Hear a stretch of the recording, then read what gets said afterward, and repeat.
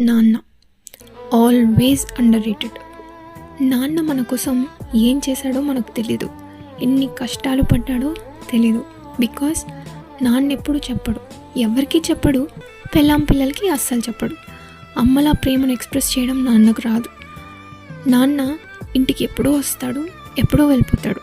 Busy ఉన్న నాన్న అయితే రాత్రిపూట ఇంటికి వచ్చి మంచం మీద ఎదుగుతున్న పిల్లల్ని చూస్తుంటాడు.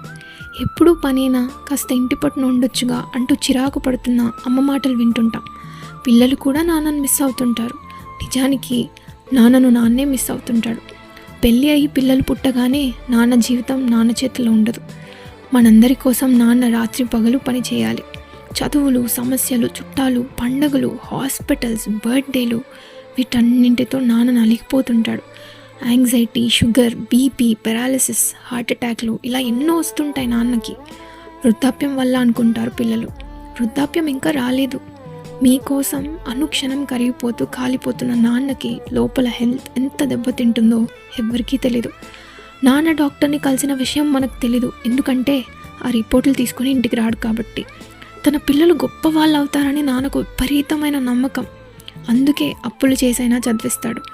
ఆఫీస్కి సెలవు పెట్టి మరీ స్కూల్లో పిల్లల సీట్ కోసం లైన్లో నిల్చుంటాడు. మీరు ఎగ్జామ్ రాస్తుంటే బయట రోడ్డు పక్కన ఎండలో నిల్చుంటాడు.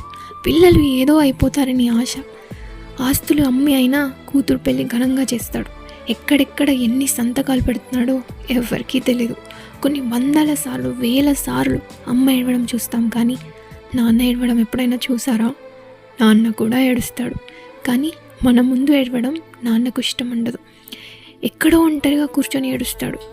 పిల్లలు పెద్దలు అయిపోయి ఏదో పని చేసుకునే టైంకి అన్నీ అమ్ముకుని అంతంత ఆరోగ్యంతో అంతా ఆరిపోయి మిగిలిపోతాడు నాన్న. కరెక్ట్గా అప్పుడే పిల్లలు నాన్నకి ఎదురు చెప్పడం మొదలు పెడతారు.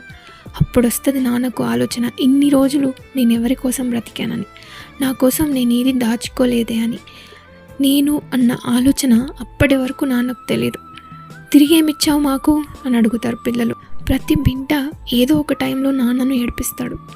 నాన్న గుండెల మీద తంతాడు. అప్పటికి ఏడవడానికి నాన్న కన్నీళ్ళు కూడా మిగలవు, అవి ఎప్పుడూ ఆవిరైపోయి ఉంటాయి. కడుపున పుట్టే బిడ్డ ఎంత మంచివాడు, ఎంత ప్రయోజకుడు అయితే అంత బాధ పెడతాడు తండ్రిని. వాడికి ఎంత సక్సెస్ వస్తే అంతే ఎక్కువగా తండ్రిని ఏడిపిస్తాడు. ఇది నిజం. నాన్న మీ భవిష్యత్తు కాదేమో, కానీ నాన్నకు మీరే ఫ్యూచర్.